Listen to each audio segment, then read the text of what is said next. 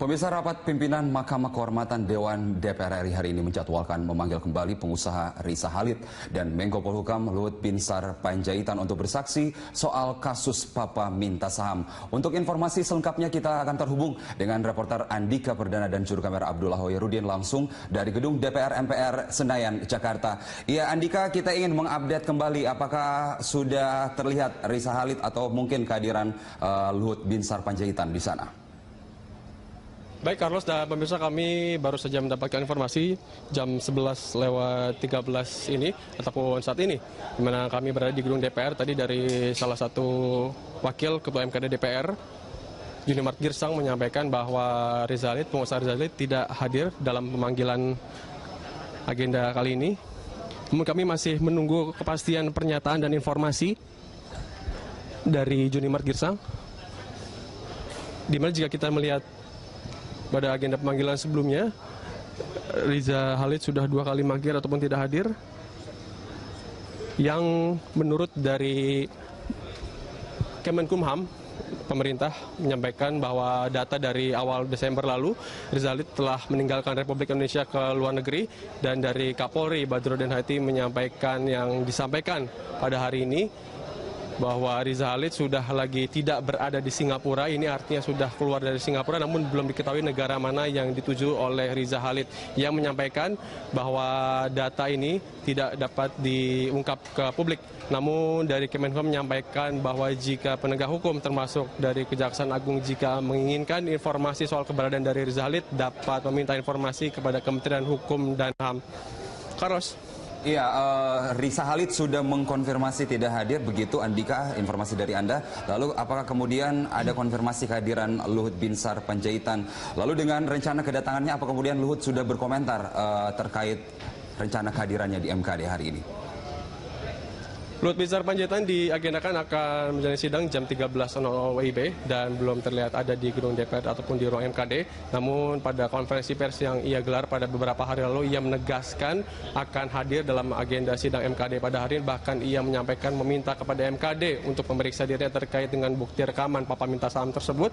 Dan Luhut Binsar Panjaitan mengaku gusar karena 66 kali namanya disebut dalam bukti rekaman tersebut, dan ia akan menyampaikan klarifikasi soal hal ini. Dan rekan kami Mario Delima tadi telah mendapatkan pernyataan dari Menko Polhukam Luhut Binsar Panjaitan, dan berikut adalah petikan wawancara Mario dengan Menko Polhukam.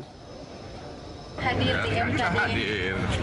Terus gimana Pak? Apa aja Pak yang nanti akan? Ada cerita di sini. Enggak, tapi Nggak ada lagi. Siap terbuka Pak? terbuka Pak ya? Buka dong. Pak, kalau Masa terbuka ngapain kita? Pak, agendanya kan mengundang 2 Pak, selain Bapak Riza Khalid. Nah, kalau Riza Khalid yang hadir, Bapak juga setuju? Saya nggak ngurusin dia, saya ngurusin diri saya. Tapi Bapak setuju kalau Pak Riza harus hadir Pak ya? Pak Luhut. Kita akan sedikit mereview ke belakang dari pernyataan yang disampaikan oleh Menko Polhukam Luhut Binsar Panjaitan, bahwa sebelumnya konferensi pers yang digelar oleh Kemenko Polhukam yang dihadiri 3 anggota MKD menuai kritik, di mana pada saat itu Luhut menyatakan mengundang seluruh anggota MKD, namun hanya 3 anggota MKD yang hadir. Menko Polhukam Luhut Panjaitan Jumat lalu menggelar konferensi pers di kantor Kementerian Polhukam karena namanya disebut dalam perkara yang diduga melibatkan Ketua DPR Setia Novanto itu.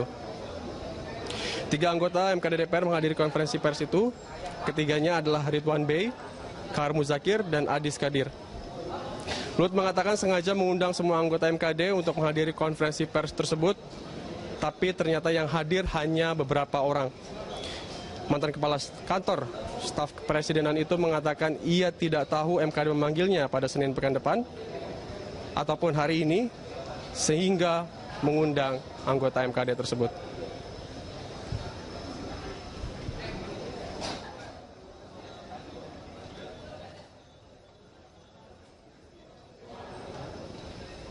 Luhut Binsar Panjaitan, Menko Polhukam, menyatakan kegusarannya terkait dengan bukti rekaman suara yang ini terkait dengan Papa Minta Saham, di mana namanya disebut sebanyak 66 kali.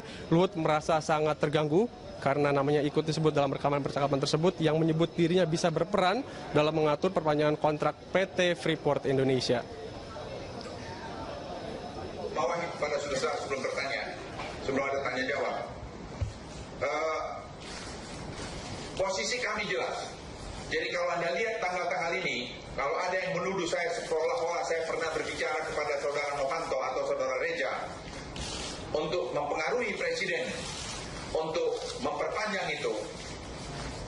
Sekarang saya baru tahu tanggal 8 itu tadi yang rekaman.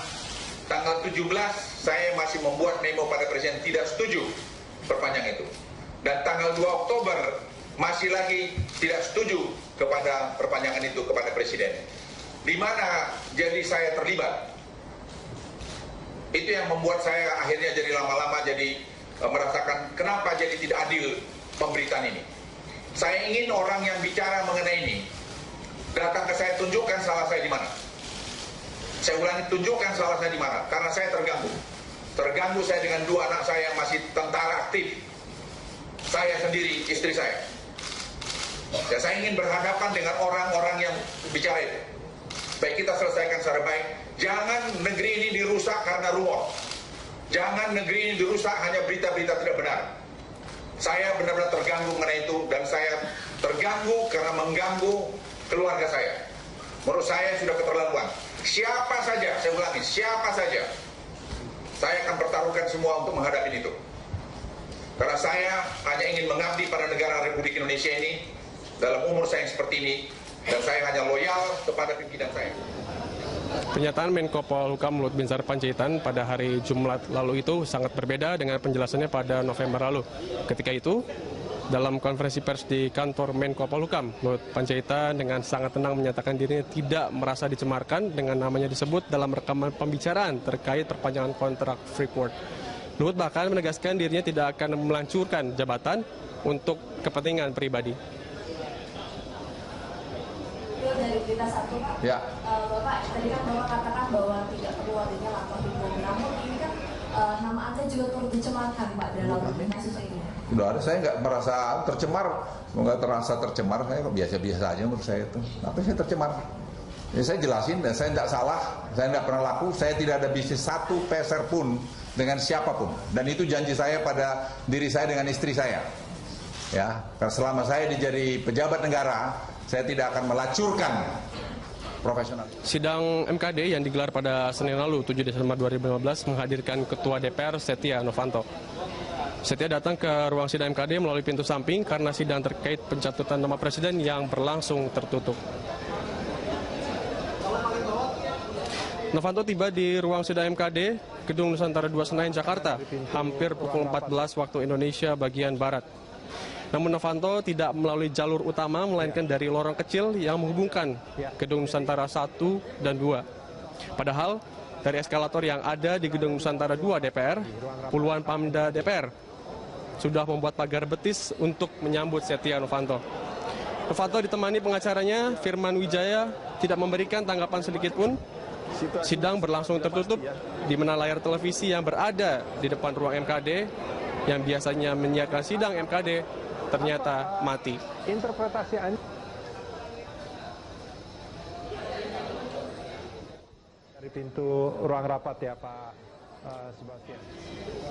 Persidangan Ketua DPR Setia Novanto yang berlangsung tertutup di MKD DPR menimbulkan kontroversi di masyarakat. Ketua MKD Surahman Hidayat dalam perbincangan bersama Don Bosco Slamun di To The Point Berita 1 menyatakan bahwa sidang berjalan tertutup atas permintaan saksi. Selain itu, ketentuan sidang MKD memang memungkinkan untuk berlangsung tertutup. Itu kemarin itu menjadi anti klimaks persidangannya, terutama karena tertutup dan banyak sekali orang marah. Tapi mungkin ada alasan mengapa itu tertutup. Ya, secara pribadi saya bisa memahami ya kekecewaan atau bahkan mungkin kemarahan banyak kalangan ya. Tapi soal terbuka tertutup dalam persidangan MKD itu pertama adalah sesuai aturan. Jadi pertama, Undang-Undang MD 3 bahkan membatasi persidangan MKD itu bersifat tertutup, titik. Tapi kemudian untung ada Peraturan DPR RI nomor 2 tahun 2015 mengatakan bahwa persidangan MKD bersifat tertutup, tetapi bisa terbuka kalau disetujui, disepakati di persidangan.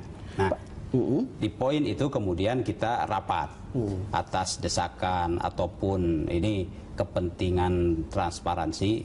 Jadi bagaimana persidangan nanti, terbuka atau tertutup? Maka diputuskanlah persidangan terbuka dan tertutup sesuai kepentingan persidangan. Sesuai kepentingan persidangan. Yang jadi soal adalah 2 sidang sebelumnya sudah terbuka. Publik lalu berharap yang ketiga mestinya juga terbuka. Karena kalau yang 2 sudah terbuka, yang ketiga terbuka, orang tidak mencurigai apapun. Tapi begitu tertutup yang ketiga, orang merasa ada sesuatu di sana. Jadi prosedurnya sama. Pada persidangan pertama dan kedua ditanyakan kepada terperiksa. Itu harus ditanyakan kepada terperiksa. Ya, apakah saudara bersedia memberikan keterangan kepada rakyat Indonesia secara terbuka? Jawabannya siap yang mulia, kan begitu. Betul. Tok. Terus? Nah, yang kedua juga begitu. Nah, yang ketiga juga oleh ketua sidang ditanyakan sesuai dengan prosedur. Ya, apakah saudara akan memberikan pembelaan keterangan itu dalam sidang bersifat terbuka atau tertutup? Begitu pertanyaannya, kan? Ya, betul. Nah, beliau memohon, memohon sampai 3 kali, kan? Memohon, bisa tertutup. Lalu saya colek ketua sidangnya, tanyakan alasan. Menko Kemaritiman dan Sumber Daya Rizal Ramli memberikan pembelaan terhadap Menko Polhukam Luhut Binsar Panjaitan. Dia menyampaikan dan benarkan bahwa Luhut Panjaitan termasuk pihak yang menolak percepatan perpanjangan kontrak PT Freeport Indonesia. Sebelumnya, 2 hari lalu, Menko Polhukam Luhut Binsar Panjaitan buka suara terkait penyebutan namanya sebanyak 66 kali dalam rekaman antara Ketua DPR Setia Novanto, Presiden PT Freeport Indonesia Ma'ruf Syamsuddin, dan pengusaha Muhammad Riza Khalid. Dengan tegas, Luhut menantang pihak manapun yang bisa membuktikan dirinya mempengaruhi Presiden Joko Widodo untuk percepatan perpanjang kontrak karya Freeport.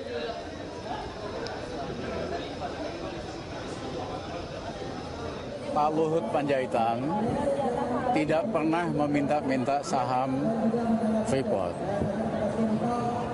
Yang kedua, baik secara lisan maupun secara tertulis, Pak Luhut Panjaitan termasuk menteri yang menolak perpanjangan kontrak Freeport sampai tahun 2019.